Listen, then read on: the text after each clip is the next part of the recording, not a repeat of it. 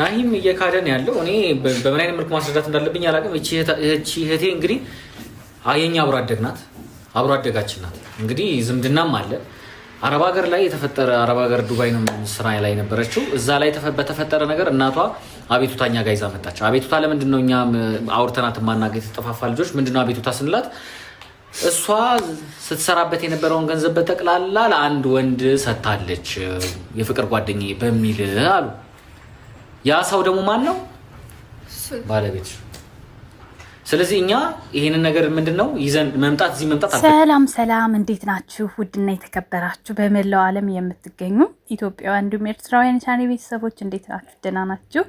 እግዚአብሔር ይመስገን በጣም ሰላም ነኝ። ይሄን ቪዲዮ ስትጀምሩ እንደተለመደው ላይክ፣ ሼር፣ ሰብስክራይብ በማድረግ ሰብስክራይብ ስታደርጉ የደወል ምልክቱን በመጫን ቤተሰብ ትሆኑ ዘንድ በአክብሮት እየጋበዝኩ የተሰማችሁን ሀሳብ አስተያየት ማለት በተለይ ቪዲዮውን ሄዳችሁ አይታችሁ ብትሰጡ ደስ ይለኛል። እኔም የራሴን ሀሳብ ስለምሰጥበት ማለት ነው።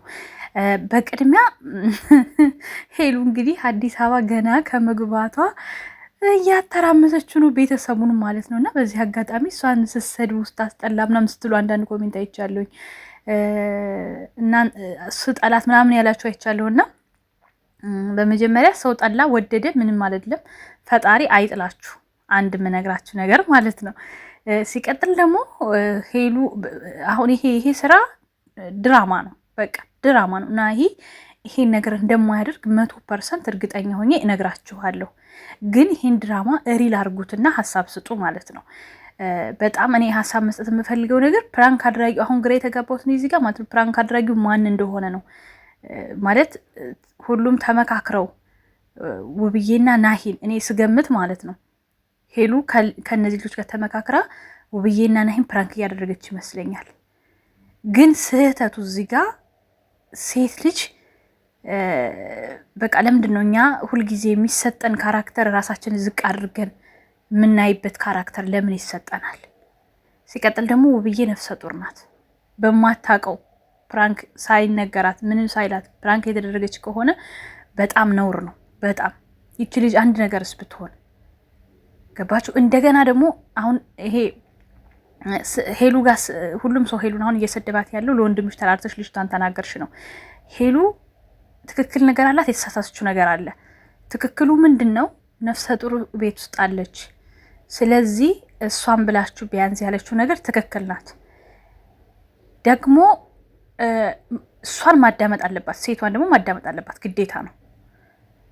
የሴቷ ትልቁ ስህተት ደግሞ እኔ አሁን ለምሳሌ ሴቷን ደግፊያ በፍጹም እንትን ልል አልችልም። ምክንያቱም እሰይ ደግ አደረገች ነው የምለው። ይሄ ልጅ በዩቲዩብ ታዋቂ ነው፣ አብዛኛው ማህበረሰብ ያውቀዋል። የማይመስል ነገር ለሚስትህ አትንገር ይላል ያገሬ ሰው። እንደው ሪል ቢሆን እውነት እንዴት ስለሱ አታውቅም እስካሁን ድረስ? እነዚህ ልጆች ቪዲዮአቸው ቫይራል ራሱ ባይወጣ በደንብ ነው የሚታወቁት፣ በደንብ ማለት ነው። በጣም ትልቅ ዩቲዩበር ናቸው። ስለዚህ ትዳር እንዳለው ልጅ እንዳለው አላቅም ብትል የማይታሰብ ነገር ነው። ሌላው ግን እንደው አላቅም ሳላውቅ ቀርቼ ላኩ ብትል ራሱ ከኪሱ እስካልወሰደ ድረስ ደግ አደረገ ነው የምለው። ምክንያቱም እኔ በጣም ብዙ ጊዜ ከኔ ተማሩ እየተባልን በአንድም በሌላም ታሪካችን እየተናገርን ወይም ደግሞ እየሰማን እዚህ ጋር ደርሰናል፣ ከበፊት ጀምሮ ማለት ነው። ግን ልንማርበት ሳይሆን ሰምተን ከንፈር ልንመጥበት የተሰራ ነገር የሚመስል ነገር ነው እያየን ያለ ነው። እየባሰ የምትሰጠው ሴት እየባሰች፣ የሚበሉ ሴቶች እየበዙ ነው የመጡት። ስለዚህ ከኔ ተማሩ ሳይሆን ሰምታችሁ ዘኑልኝ፣ ሰምታችሁ ከንፈር ምጠጡ እንደማለት ነገር ነው እየተሰራ ያለው አሁን ላይ። ስለዚህ ይቺ ልጅ አሁን ገና ትዳር ይሆነኛል፣ ገና ወደፊት አጋር ይሆነኛል ብላ ዝም ብላ ብሯን ስትልክ ከርማ ናሂ ነው ጥፋተኛ ብላችሁ ታስባላችሁ? አይደለም። ከኪሷ አውጥታ አልወሰደችም። ሴት ሆነሽ እንዴት ሴት ላይ ትፈርጃለሽ ልትሉኝ ትችላላችሁ። የመጀመሪያው ጥፋት እሷ ጋር ስለሆነ ነው። እሷ አላጠፋም ሳይሆን ትክክለኛው ጥፋት ያለው እሷ ጋር ነው። ብሯን ሰብስባ ሀገር ስትገባ ራሷ የምትፈልገውን ነገር አድርጋ ትዳሯን መያዝ ትችላለች። ትክክለኛው መንገድ ይሄ ነው እንጂ በራሴ በእጄ ሰጥቼው በላይም ብዬ መጥቶ ማልቀስ ተገቢ ነው ብዬ አላስብም። ራሳችሁ መወጣት አለባችሁ። ይሄ ነገር ሰው ይፍረደኝ ሳይሆን እናንተው እንዳደረጋችሁት ራሳችሁን ችላችሁ መወጣት አለባችሁ። በአንድም በሌላም እኮ በቤተሰብ ሊሆን ይችላል፣ በወንድ ሊሆን ይችላል፣ ያልተበላ የለንም። ግን ደግሞ አንወቅስም ያንን ሰው፣ ምክንያቱም በእጃችን የሰጠ ነው። በቃ እኔ በእጄ ሰጥቼ እሱን ልወቅስ አልችልም፣ የፈለገ ተአምር ቢሆን ማለት ነው። እና ይቺ ልጅ ገና ሄዳ ትዳር ይሆነኛል ብላ የ2 ዓመት ብር ስትልክ ከረመች። ሀገር ስትገባ ነፍሰ ጡርና የአንድ ልጅ እናት ባለቤት ያለው ሰው ነው። አስቡት። ይሄ የብዙዎቻችን ታሪክ ነው። ታሪኩን እንደ ታሪክ ውሰዱትና ሀሳባችሁን ስጡ። ነገር ግን ቪዲዮ እየተሰራ ያለው ድራማ ነው፣ ፕራንክ ነው። ብዙ አትጨነቁና ይሄንን አያደርግም በፍጹም ማለት ነው። ግን ያው ሁላችንም ስራው እንደ አቀባበላችን ይወስነዋል። በጣም ብዙ ኮሜንቶችም እያየሁ እየተገረምኩኝ ነበረ። ናይ እውነት ካረገው ማን ይታመናል? በቃ ከዚህ በኋላ የሞተ ሰው ማላምን እንኳን በህይወት ያለ ሰው በጣም ብዙ ኮሜንቶች እያየሁ ነበረና ብቻ ገራሚ ነገሮች አሉት። ሂዱበት፣ ቀጥሉበት።